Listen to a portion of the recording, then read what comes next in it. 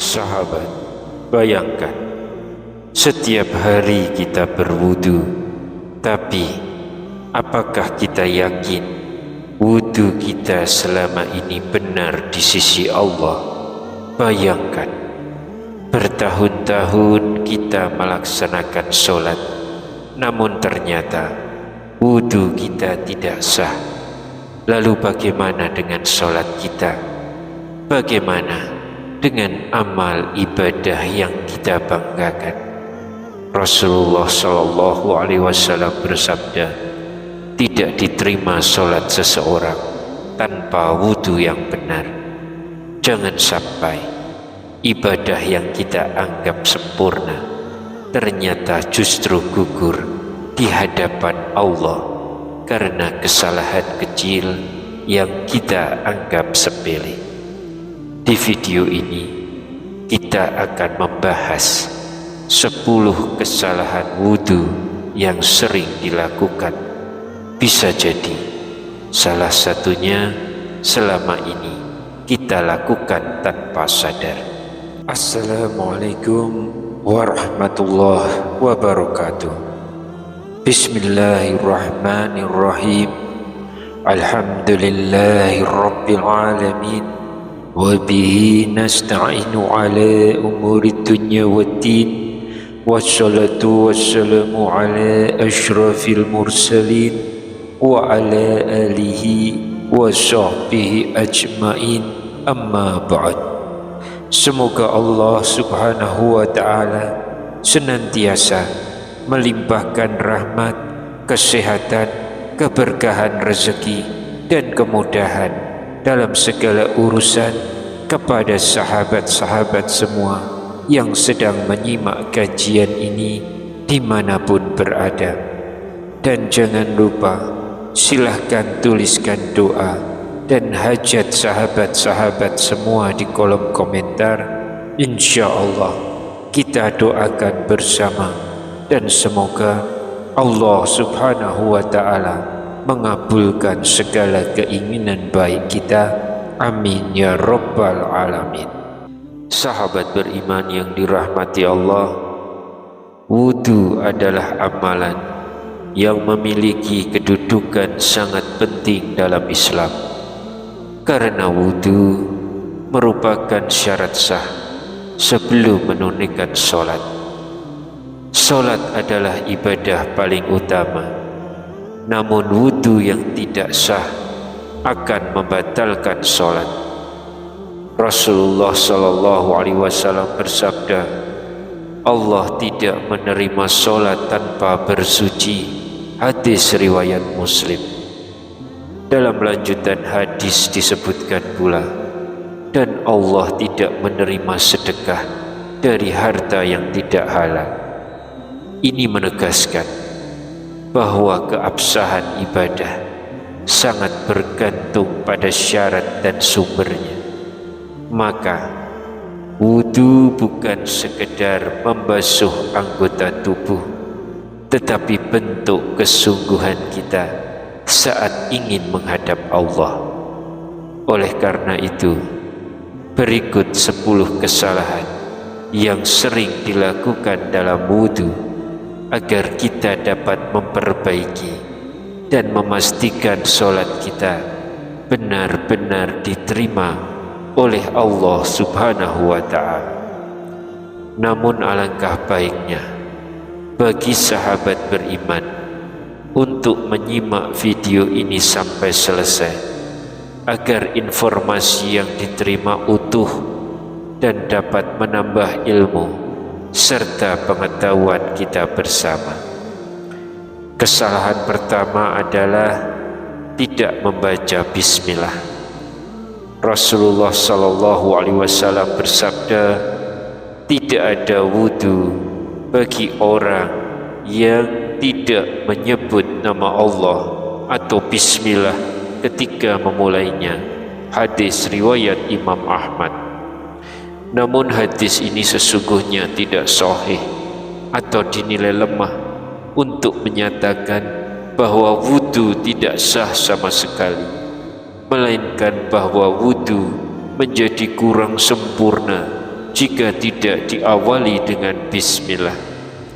Kesalahan kedua adalah tidak menyempurnakan membasuh anggota wudu.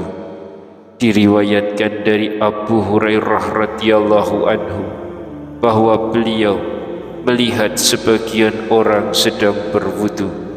Lalu Nabi SAW bersabda, celakalah tumit-tumit yang tidak terbasuh air ketika berwudu dari api neraka. Hadis semacam ini juga disebut dalam riwayat Khalid bin Midan dari sebagian istri-istri Rasulullah SAW bahwa beliau melihat seorang laki-laki sedang sholat, namun di punggung kakinya terdapat bagian mengkilap karena tidak terkena air wudu. Kemudian Nabi SAW menyuruhnya untuk mengulangi wudunya. Hadis riwayat Imam Ahmad dan Abu Dawud. Walaupun hadis yang spesifik menyebutkan tumit yang tidak terbasuh tidak ditemukan secara kuat dalam kitab sahih seperti Sahih Al-Bukhari atau Sahih Muslim dengan redaksi persis tersebut, terdapat hadis sahih bahwa Nabi SAW membasuh kaki hingga ke mata kaki dalam wudu. Oleh karena itu, aspek menyempurnakan membasuh kaki hingga mata kaki adalah bagian dari syarat wudu yang valid, dan kelalaian di bagian kaki, terutama tumit, bisa jadi menjadikan wudu kurang sempurna.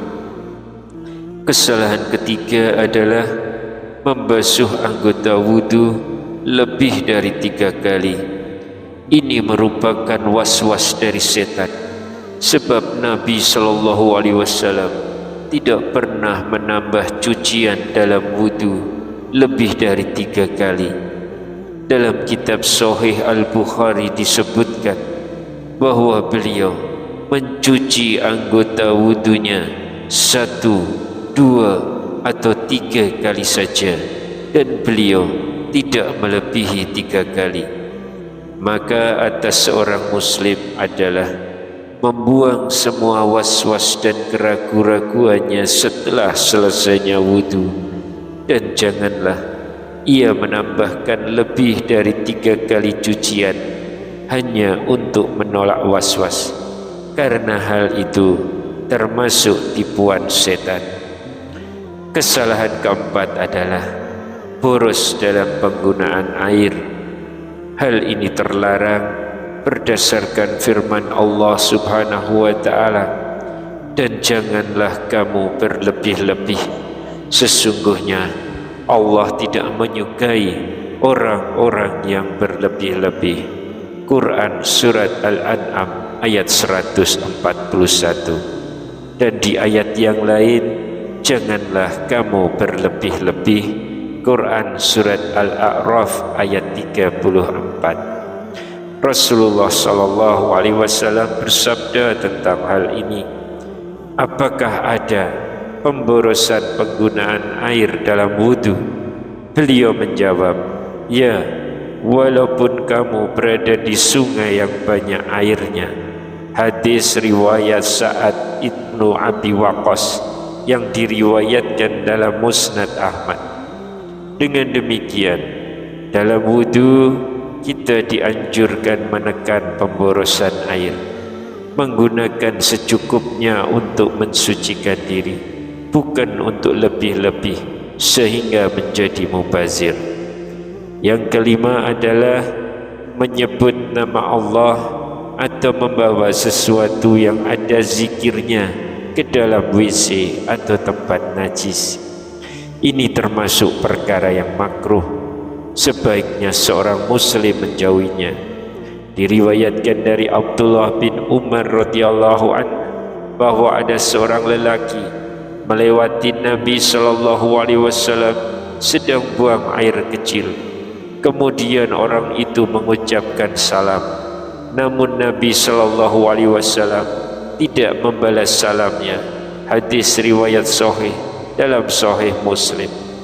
Karena kondisi sedang menjawab hajat, maka menjawab salam atau mengucapkan zikir di dalamnya dianggap kurang pantas. Fuqaha menyatakan bahwa memberi atau membalas salam ketika seseorang sedang buang air adalah makruh. Kesalahan keenam adalah melakukan istinja, mencuci dubur setelah buang angin atau kentut. Dijelaskan bahwa istinja hanya diwajibkan saat buang air kecil atau buang air besar, tidak diwajibkan setelah kentut, sebagaimana disebut oleh ulama bahwa membasuh atau istinja karena kentut adalah tidak diperlukan dan dapat termasuk bid'ah. Dalam hal ini Imam Ahmad bin Hanbal rahimahullah juga menyatakan bahwa tidak ditemukan dalam Al-Quran atau sunnah Nabi SAW adanya keharusan istinja karena kentut. Yang ada hanyalah kewajiban berwudu jika kentut membatalkan wudu. Yang ketujuh, tertidur kemudian tidak mengulang wudu. Sebagian orang tertidur di masjid sambil menunggu iqamah. Begitu dikumandangkan, ia dibangunkan oleh orang di sebelahnya, lalu langsung berdiri untuk sholat tanpa memperbarui wudunya. Saudaraku, jika tidurnya lelap sampai tak lagi menyadari keadaan sekeliling, siapa yang di kanan, siapa yang di kiri, maka wajib baginya untuk berwudu kembali, karena tidur yang lelap dapat membatalkan wudu. Namun bila ia hanya tertidur ringan, sekedar terkantuk dan masih bisa merasakan kondisi sekitar, masih sadar orang yang duduk di dekatnya, maka tidak wajib mengulang wudu. Tidur yang menghilangkan kesadaran adalah pembatal, sedangkan kantuk yang tidak sampai hilang kesadaran tidak membatalkan wudu. Yang kedelapan, meninggalkan istinsya dan istinsar. Saudaraku yang dirahmati Allah, sebagian kaum muslimin saat berwudu hanya membasahi jari lalu mengusap bagian dalam hidung, padahal ada sunnah yang sering terlupakan, istinsya dan istinsar. Apa itu istinsya? Yaitu menghirup air ke dalam rongga hidung hingga pangkal hidung. Sedangkan istinsar adalah mengeluarkan kembali air tersebut dengan kuat. Amalan ini merupakan bagian dari kesempurnaan wudu. Dalam hadis sahih riwayat Imam Al-Bukhari, Utsman bin Affan radhiyallahu anhu mencontohkan wudu. Beliau memasukkan tangan kanan ke dalam bejana, kemudian berkumur, menghirup air ke hidung dan mengeluarkannya kembali. Rasulullah SAW bersabda, barang siapa berwudu, hendaklah ia menghirup air ke hidung dan menghembuskannya kembali. Dan barang siapa bersuci dari buang air besar dengan batu, hendaklah dengan bilangan ganjil. Maka jangan remehkan sunnah ini. Ia mungkin terlihat kecil, namun menjadi bagian penyempurna wudu dan kebersihan seorang muslim. Lalu yang kesembilan, menganggap mengusap leher termasuk sunnah wudu. Sahabat beriman yang dirahmati Allah, masih ada sebagian kaum muslimin yang ketika berwudu mengusap leher dan mengira bahwa itu adalah bagian dari sunnah wudu, padahal hal tersebut tidak dianjurkan dalam tuntunan wudu Rasulullah sallallahu alaihi wasallam. Tidak ada satupun hadis sahih yang menetapkan bahwa mengusap leher merupakan bagian ibadah wudu. Oleh karena itu, para ulama menyatakan bahwa amalan ini tidak termasuk sunnah Nabi dan tidak perlu dikerjakan ketika berwudu. Wudu adalah ibadah yang tata caranya telah dijelaskan langsung oleh Rasulullah, maka sudah sepatutnya kita berhenti pada batas yang beliau ajarkan, tidak menambah-nambah, tidak mengurangi. Menjaga kemurnian ibadah adalah bentuk kecintaan kita kepada sunnah Nabi dan bentuk ketaatan kepada Allah subhanahu wa ta'ala. Yang ke-10, berdoa ketika membasuh anggota wudu.